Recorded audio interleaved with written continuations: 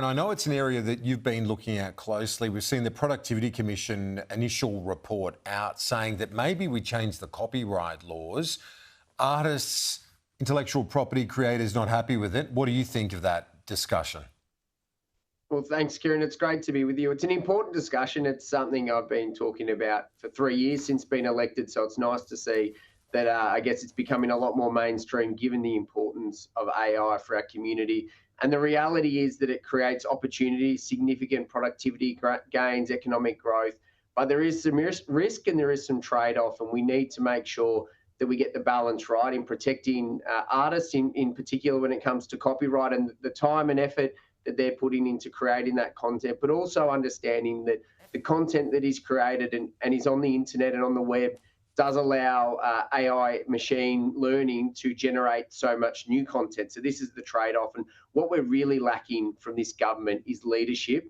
You know, we've got Andrew Leigh on one side saying less regulation, Tim Ayres on the other saying more regulation, wanting to push the union agenda. The Prime Minister and the Treasurer have been absent in providing leadership around an AI strategy, and that's what we need. It's known as a text and data mining. It sounds innocuous, but it really hoovers up everything that there is on the internet.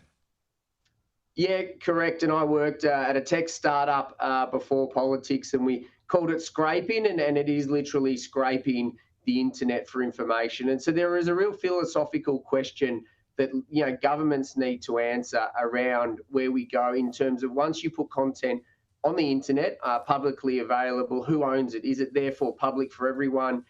Is a commercial entity using it? Do they have to pay for that? They're the questions that we need. That's why we need clarity. It's why we need an AI strategy led by the government. Every other G7 country has an AI strategy. They know the direction of where they're trying to go. We don't have that in Australia. For 3 years, this government have dropped the ball. They had a discussion paper that then led to a working group that provide no clarity for business, no clarity for consumers, no clarity for artists. We're asking people to invest, but without that certainty that they need. Isn't it just about enforcing the law, the copyright law that exists? Isn't that's the law? Shouldn't big tech simply just pay up where they use it?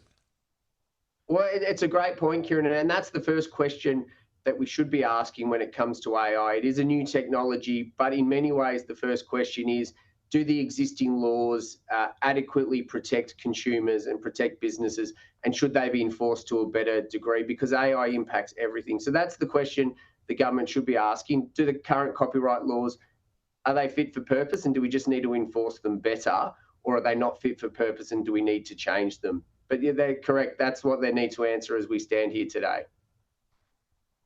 And when you look at big tech, they don't instill you with a lot of confidence that they would be willing to pay up, more like bulldoze everyone and everything. Well, that is the track record when you have a look. I know media companies, News Limited and journalists and others, this has been an ongoing debate and governments have had to step into this space beforehand. And there's certainly a strong track record, as you said, Kieran, of big tech and social media companies in particular wanting to bulldoze their way through. What we can't allow is AI companies to just bulldoze through and all these laws not to be adhered to. But equally, we do want to create an environment where we can maximise the benefits, business can invest with certainty. And straddling that line is a challenging circumstance, and there's going to be trade-offs, and we need to try and get that balance right. But again, it comes back to this leadership of understanding from the government, what are we trying to achieve and how do we achieve it in Australia's national interest? But they haven't outlined how they see an AI strategy benefiting Australia. They've been silent on this issue, and there is internal conflict within the government on the best way forward, which is deeply concerning given the productivity challenges that we face. And that should be one of the key outcomes of the roundtable, which was a productivity roundtable, then became economic reform. Now sounds like it's going to be a taxathon if Jim Chalmers has his way, but we need a clear AI strategy and a pathway forward to come out of this roundtable. The taxathon, yeah. Well, Tim Wilson, I know, is trying to get that line up. So, yeah, I understand the coalition going along that path. But then if you look at the upside here, and just put, let's be a bit optimistic. This AI revolution is also one which can lead to huge gains in terms of our economic growth. And as a nation that's nimble, we are pretty good at adopting technology. Absolutely, and that's why I've been a passionate advocate, Kieran, of AI since being elected and prior to politics, because of the benefits and of the opportunities.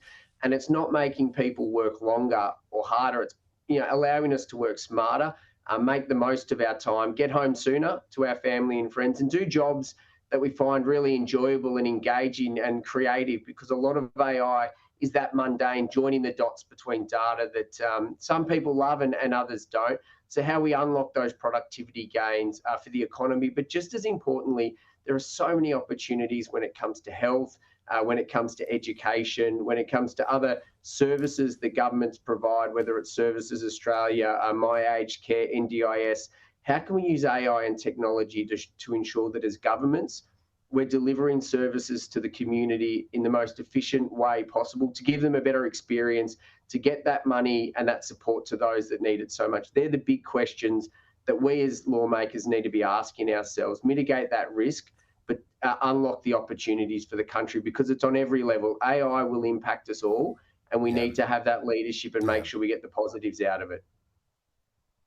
Yeah, indeed. That's the challenge. But we'll talk to you next week, Aaron. Thanks. Thanks, Kieran.